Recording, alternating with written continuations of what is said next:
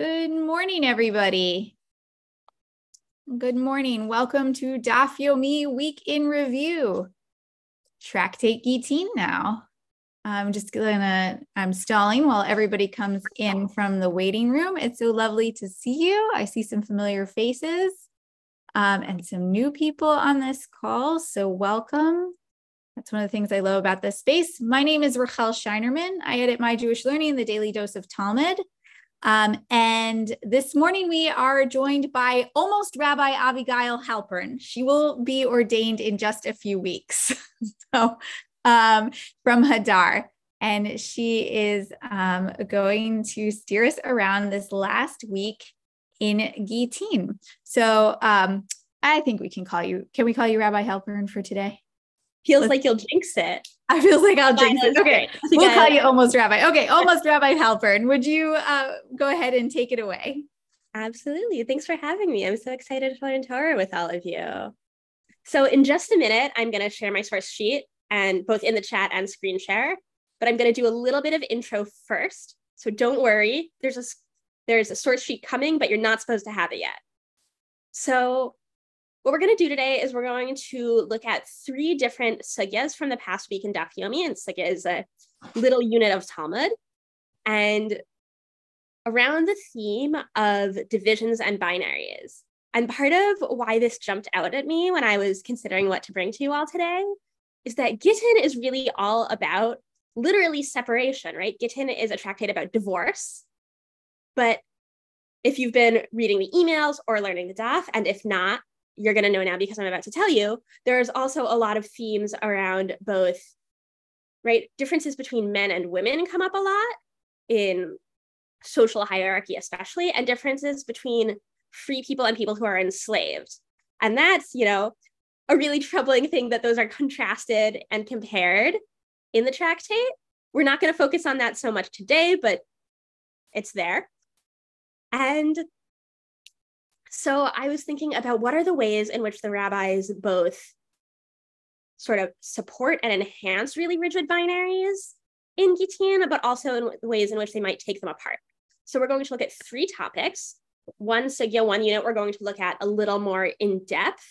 And then the others, we're going to look at just little pieces. And then we're going to frame those through the lens of an article by Rabbi Dr. Sarah Lev, who is a Talmud scholar who teaches at the Reconstructionist Rabbinical College in Philadelphia, and about a totally different part of the Talmud, but where I think her insight can apply here about boundaries and distinctions and the way the rabbis create boundaries and then undermine those same boundaries and distinctions. All right. And I see people are saying in the chat where they're coming from. Oh, this is so exciting. Hello, welcome. I'm based. Yeah, we usually have a geographic range from California all the way to Europe in this crowd. Yes. So it's all different times of day for them. Wow. I'm coming to you from Washington Heights, which is the north part of Manhattan, and it's 9:30 in the morning for me. I see someone from Connecticut. I grew up in Connecticut. Yes. Okay. So I'm going to go ahead, and first I'm putting in the chat. This is the source sheet, and I'm about to screen share. Give me 1 second. Share screen.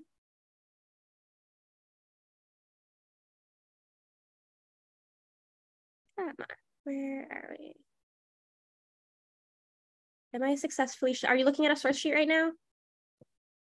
So far, it's just showing. There it goes. Okay.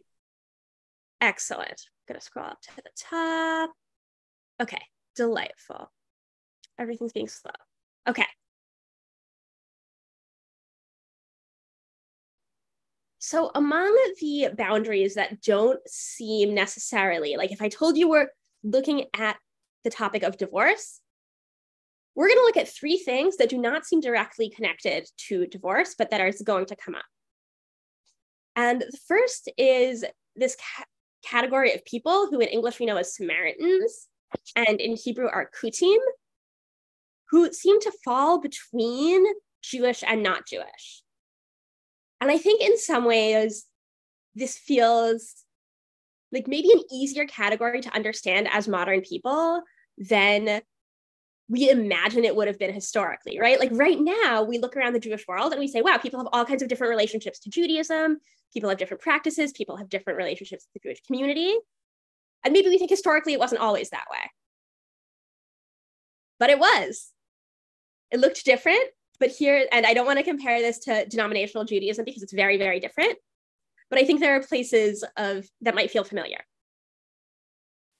And so I'm going to start off by reading us the Mishnah.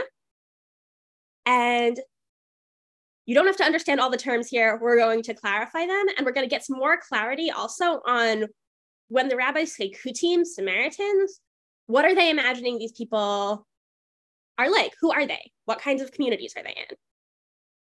And there's a lot of interesting academic scholarship on this. I know exactly enough to tell you that there exists such scholarship, but I don't know a lot about it. But if you're interested, there's a lot out there. Okay. And this is from 10a. So this would have been Friday, I believe, of last week. So kol get sheyesh alav eid kuti. So we're talking about a divorce document, which is typically signed by two witnesses. And here we have who has a witness who's a Samaritan as a signatory on the document. Pasul, it's invalid. Chutz megitei nashim v'shichrurei avadim. I was a little off. Okay. So kol get, I got too specific already. Get means any document. And in our modern Jewish idiom, get means divorce document. But really in this context, so it just means any document. And that could be imagine anything you go to court for, financial, interpersonal, any document that has a signatory who's a Samaritan is invalid, except for chutz migitei nashim v'shichrurei avadim. So divorce documents is gitei nashim, and shichrurei avadim are what's translated here as bills of manumission, the document that takes a person out of enslavement. And now there's a story. Ma'aseh shehiviu lifnei Rabban Gamliel l'chfar otnai, get isha vayu edav idei kutim v'hichshvir. And so we have an anecdote that seems to support this first half of the Mishnah. Rabban Gamliel, who's an important rabbi, in this village of Otnai, they brought him a bill of divorce, and it was signed by Samaritan witnesses. And he said, yes, that is a legit divorce document. We are all in the clear here. Okay. So I'm going to summarize for you a little bit of this Talmud, the way the Talmud is commenting on the Mishnah. So the Gemara wants to figure out who the first half of the Mishnah belongs to, right? It's not cited, it's just stated as fact. But if you're the rabbis of the Talmud, you want to know whose opinion it aligns with. And so they're going to bring us a different parallel source from a Braita. And a Braita is a text probably from around the time of the Mishnah that did not get codified. So it's going to be sort of a parallel set of pieces of evidence. And they're going to draw a connection between this piece and the Mishnah to try to figure out whose opinion is in the Mishnah. Okay, so I'm looking at as it is taught in a Braita, right there. Okay. So the matzah of a Samaritan is permitted on Passover, and a person fulfills their obligation to eat matzah on the first night of Passover with it. So that's what we might call the Tana Kama, the anonymous first speaker there. Rabbi Elazar prohibits the consumption of the matzah of a Samaritan because the Samaritans are not well versed in the details of mitzvot. Rabban Shimon ben Gamliel says, on the contrary, with regard to any mitzvah that the Samaritans embraced and accepted, they are more exacting in its observance than are Jews. Okay, so there's three pieces of this text. One, this anonymous case-specific statement, right, that you can eat matzah made by a kuti.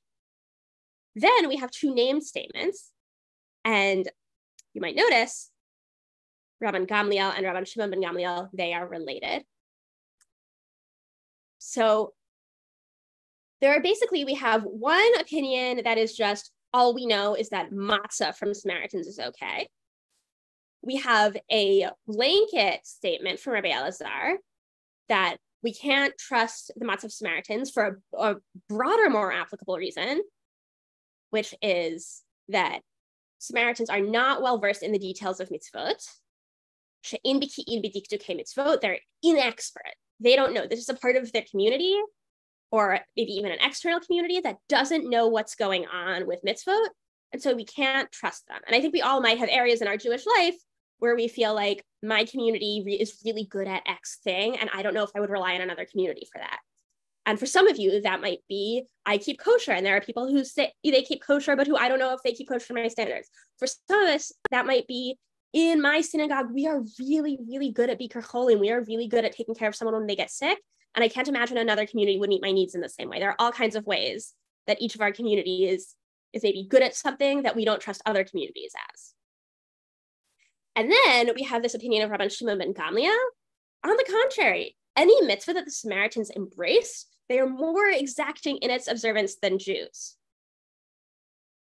So there's this idea that we can sort of subdivide Judaism, which is kind of in some ways the inverse of what I just said, that any mitzvah that a community, that in particular this case, the Kutim, the Samaritans, are really good at or take really seriously, they're better at it than like our standard Jewish community, that there are people who have a kind of expertise coming from care, but it's only about specific mitzvah.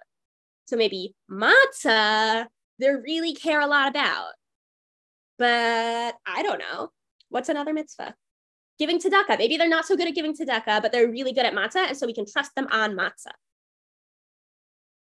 And something I want to pull out here, and you'll see I brought you more of the sugya, more of this section, so you have more context, but I don't want to go too into the weeds of the halachic consequences of why or why not a Samaritan witness could be relied on a document, because it ends up getting kind of undermined in the following section.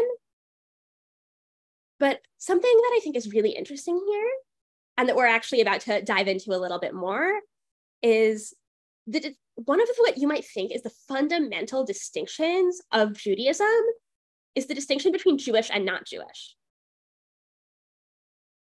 And even I think in a lot of debates about Judaism today, right, we have a lot of conversations about, is that person Jewish or not? Which can be very painful and really, really upsetting. And it's often still framed as this binary. And I think it's really interesting to see here in the Talmud that there are people who might be, quote unquote, and I'm saying this heavily in scare quotes, Jewish in some ways and not in others. That for the rabbis, this is not a tidy binary of Jewish or not, but there are ways in which people might be adjacent to, part of in some ways but not others, this Jewish community that they're imagining. Okay. Are there still Samaritans? I'm taking a glance at the chat. Yes, there is a very small community of Samaritans who live in what is now Israel. And there's a Wikipedia article that was shared. Okay. So I want to jump from this troubling of the category of this binary of Jews and non-Jews to a next little section about Gentile names.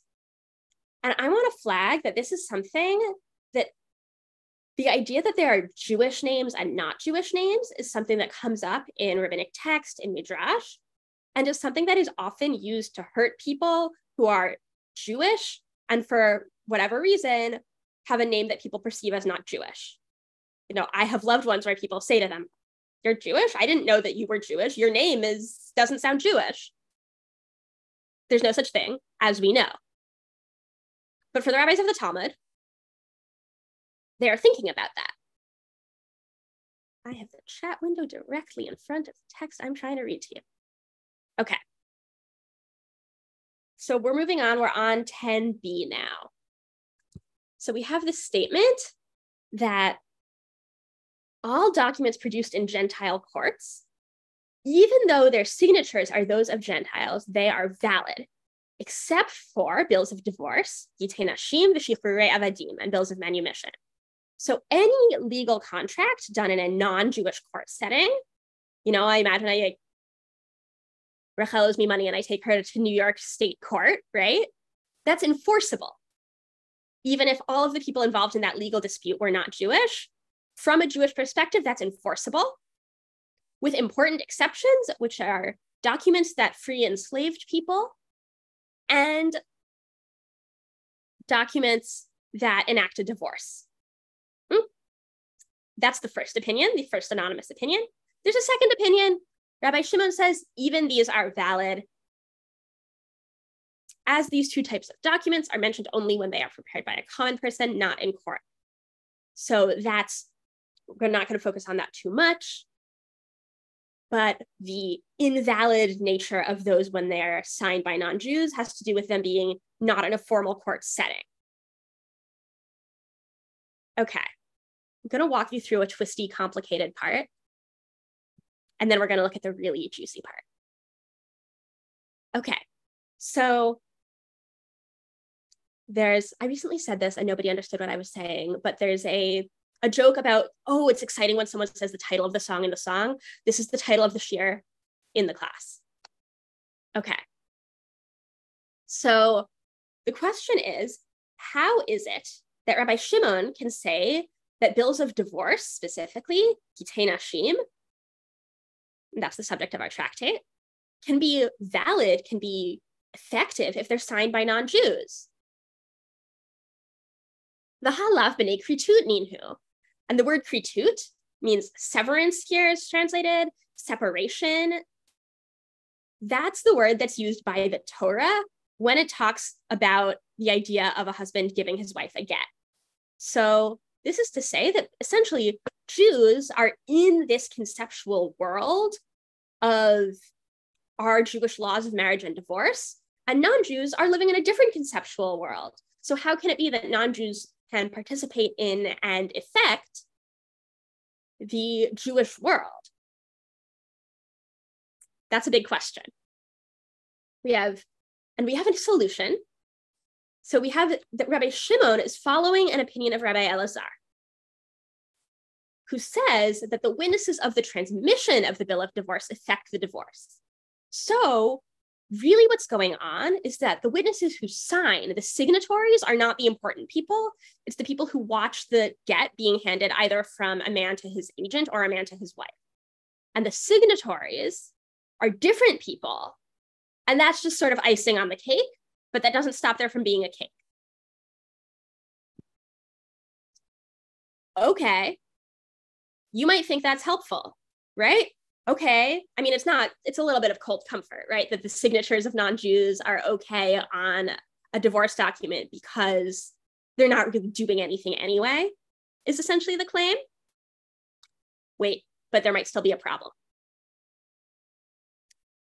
Okay, I'm going to do this outside. I'm going to summarize this section for you. There's a problem because even if you think that the signatories are not the important part, having signatories who in another situation would not be legit, in this case, because they're not Jewish and therefore not sort of part of the Jewish conceptual world of divorce, if those signatories are on the document, you can't just say it doesn't matter. You have to say that those actually affect the validity of the document. If there were no signatories, we would be fine. But since there are bad signatories, that knocks it out. Okay, but we still have this authoritative statement in the Mishnah from Rabbi Shimon, right? That says it's okay, it's legitimate. And surely he knew this because he is a primary older rabbi. Here's the solution that's interesting. Okay, the italicized part. We are dealing with unambiguous Gentile names. Because there, nobody will think, oh, those were also the witnesses of the important part, the handing over physically of the get. They're just there as kind of nice evidence. And then it lists what are unambiguous Gentile names: Hermes and Abudina and Bar Shibatai and Bar Kidri and Bati and Nakimuna. And I'm specifically not going to give you some kind of made up list of what might be analogous non-Jewish sounding names today, because again, there are no such names.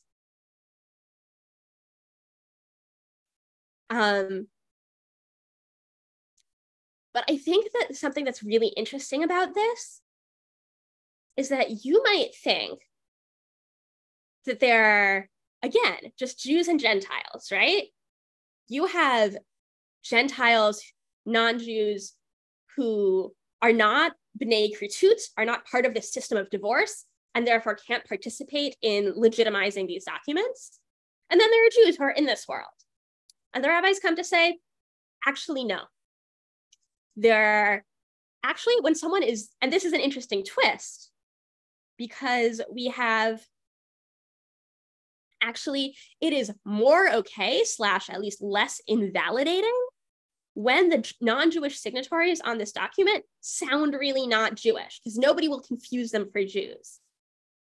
And so it's both this splitting of the category of non-Jews into sort of more acute non-Jews and less acute non-Jews, which is also like a, unpleasant phrase, I think. But when they're sort of unambiguous Gentile names, that is actually less problematic because it's clear who they are. And the worry is that there's confusion about who's Jewish and who's not Jewish. And I think the plausibility that there is that confusion, that there are people who have names and you can't tell who they are and you don't know what community they're affiliated with, that itself is really interesting, that's a worry the rabbis have, that when we're trying to have these really rigid structural distinctions, married, unmarried, enslaved, free, that at the same time, the rabbis are really concerned about differentiating people in this sub-way as well. Okay, I'm going to pause for questions here, and then I have one more little text from the Talmud and a fun paragraph. You have one hand, which you might not be able to see in your screen share. Yeah, Claudette, right? I'm going to invite Claudette to ask her question. Amazing. Hello. My question is, today, in modern times, does the country Israel accept a divorce by the court of, say, Canada, or do they accept a get from a rabbi here in Canada as a legal document? That's a really Claudette, good... are you in Canada? Yes, Toronto. Yeah. Thank you, Claudette. Yeah, that is a really juicy and huge question. The short answer is that the Israeli rabbinate, which is entwined with the government, only accepts divorce documents, only accepts the validity of a get from a sort of list of approved Orthodox rabbis that they have. And that causes a lot of people a lot of problems. And there are a lot of activists in North America, in Europe, and in Israel who are working to change that status quo. So if somebody is divorced in Canada, for them to go and be divorced as a person in Israel to live, they have to go to the head rabbi in Israel to get a get. Essentially, okay. So nothing from outside of Israel is valid at this point. With the exception of some approved Orthodox rabbinic courts who have sort of the stamp of the Israeli rabbinate as being okay, which causes a lot of people a lot of pain and suffering. Thank you. Thank you. Thank you for your question. It's a really important issue. Any other questions?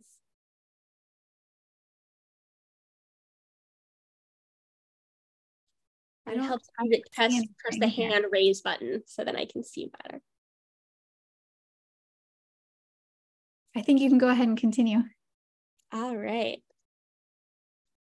Okay. So this is, I think, slightly lower stakes. Our next piece, in that it is ritual and does not have to do with someone's social relational status. And this is just from, today is 16. This is from this week, nice fresh piece of Talmud towards the beginning of the new chapter we started this last week, which is chapter 2 of Gittin. So we're moving right along. This is, I think, a fun one because this is a ritual that a lot of modern Jews are very familiar with. which is hand washing. Whether in regular eating context or in ritual eating context or in synagogue, you might have had an experience of taking the washing cup, you pour on your hands. And that comes from an ancient practice that has to do with categories of ritual purity and impurity that mattered for the temple. And that's a holdover we have that we retain in our ritual. And so this is, I think, rabbinic in the best way. We have this nitpicky question from someone named Ilfa. With regard to ritual hand washing, can one's hands be ritually pure in halves, or can they not be ritually pure in halves? And I've brought you the rest of the text so you can look if you'd like, but I want to focus on the question. And I think this amplifies that this is a theme of at least this last week of Daf Yomi, is we have categories, but they're actually more complicated, right? You might think you've washed your hands or you haven't washed your hands. They're pure or impure. And the Talmud wants to know, can they be pure in halves? And it comes up, maybe that means one half and one hand and the other hand. Maybe that means like the tops of my hands and then the bottoms of my hands. Even something that's as seemingly simple as have you washed your hands or not, which is something that we are all very familiar with now, is actually more complicated. And I think the hand washing example, I was particularly excited when I got to this because I think it really amplifies this as this sort of recurring literary motif of we have these categorizations, we have these separations, but we can actually sort of go further and further and further and say these are more complicated than you might think. These are not strong binaries. And in our last few minutes, I want us to look at a text about this very concept. And I'm bringing you this piece from an article called Inside Outside, the Rabbinic Negotiation of Binaries. This is a piece of Talmud totally from elsewhere by Rabbi Dr. Sarah Lev. And it is, I think about this all the time when I learn Talmud.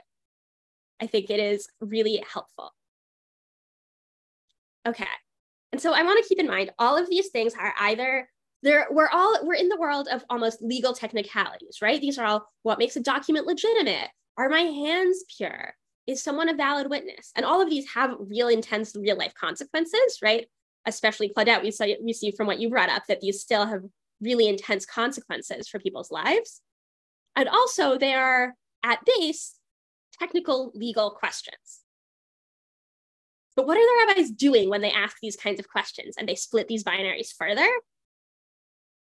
We're gonna look at this and this is a technical academic text. So I'm gonna read it and then I'm gonna summarize it. So if you get it the first read through, that's great. And if you find it a little bit lofty, I'm gonna summarize it. So don't worry. Okay. Binaries are formulated and reformulated, creating and shifting circles of inside and outside, so that there are always two active categories at a given time. As we shall see, although the rabbi's shifting and reshifting of categories never, in fact, deconstructs the binaries, it does in some ways destabilize them. So we have these binaries, but then they shift. What's the binary? We thought it was Jewish and not Jewish, but maybe it's not Jewish names that are really not Jewish and not Jewish names that maybe could be Jewish. We thought the binary was pure and impure, but maybe the binary is half your hand is pure and half your hand isn't pure, not completely. And so the binaries are never gone, but they are shakier than we might have thought initially. Okay. We see the rabbis destabilizing the binaries that they construct, shifting us out of the complacency of a purely binary agenda. To be sure, postmodern feminism's goal of dismantling the binaries altogether in favor of multiplicity is never reached in these texts. Nor should we simplify the rabbinic enterprise by directly mapping postmodern feminist theory onto it.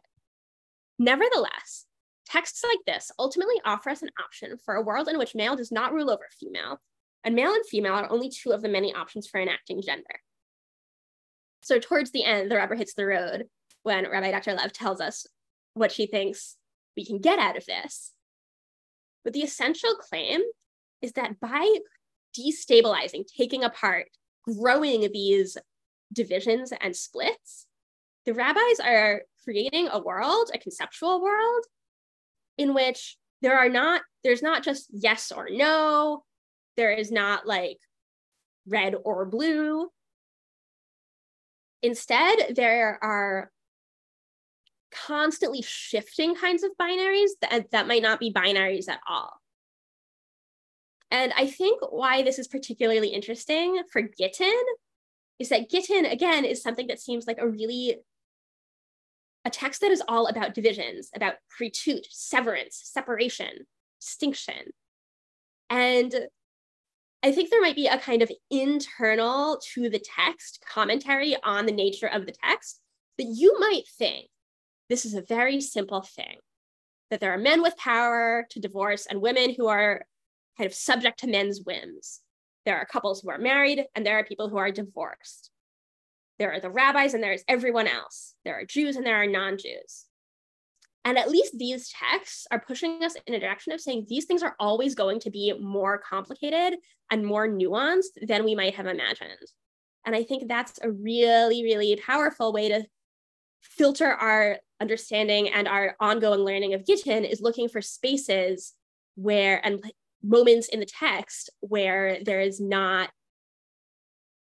just a kind of rigid binary, but the rabbis and us also can work to destabilize these rigid binaries in favor of giving more power to more people in more exciting ways.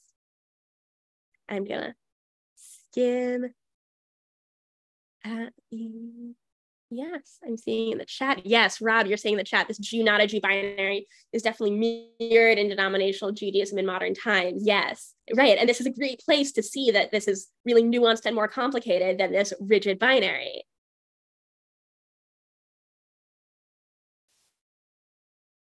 Yeah, and might our original Jewish legal system on marriage and divorce be very different if lawyers had been involved? It's a good question. I think in some ways, the rabbis working on these texts were the lawyers of their time. They were trying to understand the legal system and advocate for people within it. But that's certainly, there are lots of ways that these things are similar and lots of ways that these things are really different.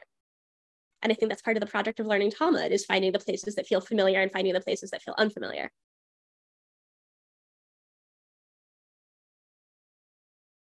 Thank you so much for bringing us these three very different texts, all struggling with sort of a similar issue, as you point out. This is a theme we've seen in our learning before. I don't think this is the first time we've even discussed it in this place, that there's this human impulse to divide and organize. And I'm always trying to organize my home, right? Because it feels more comfortable. And yet the real world doesn't always fit into these categories so neatly. And it's not even clear it's always better that it should. And into that complexity dives the Talmud. So thank you so much, almost Rabbi Halpern. Maybe next time we see you, will be Rabbi Halpern for steering us around these texts for the week and giving us some things to think about.